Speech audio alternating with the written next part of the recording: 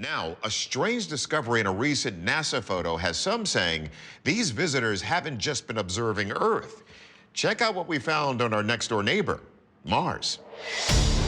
In March 2006, the Mars Reconnaissance Orbiter begins its mission of studying the atmosphere and terrain of the red planet. Since then, the orbiter has taken almost 7 million pictures of the Martian surface, but it wasn't until 2021 that somebody noticed this. It's a pair of long parallel lines with indentations that lead to what appears to be a half-buried disk. And take a closer look. See that perfectly shaped crescent edge? George Haas, director of the Cydonia Institute, explains what the buzz is all about.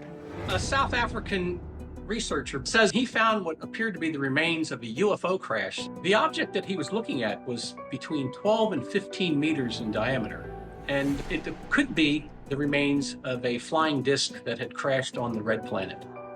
If it was a flying saucer, did it come from Mars or somewhere else in the galaxy? And if so, was it observing Mars because there was a civilization there? Haas says many believe ancient civilizations, including one called the Cydonians, once thrived on the red planet. There's been lots of evidence that there are pyramidal structures and all types of mound formations on the planet that do not look normal. One formation in particular, the famous Paratopia parrot that was taken by NASA, has over 22 points of anatomical correctness, which goes way beyond any natural formation. But Haas believes the Cydonians vanished from Mars millions of years ago after a war that led to nuclear Armageddon. So who could this ship belong to? For people that believe this UFO crash on Mars is a natural UFO, it may be connected to the Greys that visit our planet. They've been visiting our planet for millennia, and possibly visiting Mars also. Some believe that the gray aliens crashed at Roswell, and they may have also lost control of one of their vehicles on Mars. Now, we know people have been seeing alleged signs of civilization on Mars ever since this famous face was discovered in a 1976 photograph taken by Viking 1. Most of these images, including the face, were revealed to be natural geological formations once higher resolution images became available. But what about this? I mean, that clean, circular edge is pretty clear. Couldn't that really be the back edge of a flying saucer? Look at the outer edge. This would be the crash path right here. And it sure doesn't look natural. Let's find out what our experts think. We start with astrophotographer Andrew McCarthy. For billions of years, our solar system has been bombarded with objects. Could this be a meteor that streaked from out of the sky? Take a look at the moon. On the surface of the moon, there's a crater called Messier A. And what that is a shallow meteor impact that came in at a very shallow angle and carved out elliptical-shaped craters. This is how a normal asteroid crash would look if it comes in at a shallow angle. However, on this specific trail leading up to the object, you don't see much of that. This object itself is still intact. So then how can we explain the smooth crescent shape of the disk? There is speculation that it could potentially be the heat shield off of a probe that got ejected into the Martian surface. Since 1960, there have been around 50 attempts to send probes directly to Mars, but only about half have been successful. Is this disk the remnant of a failure?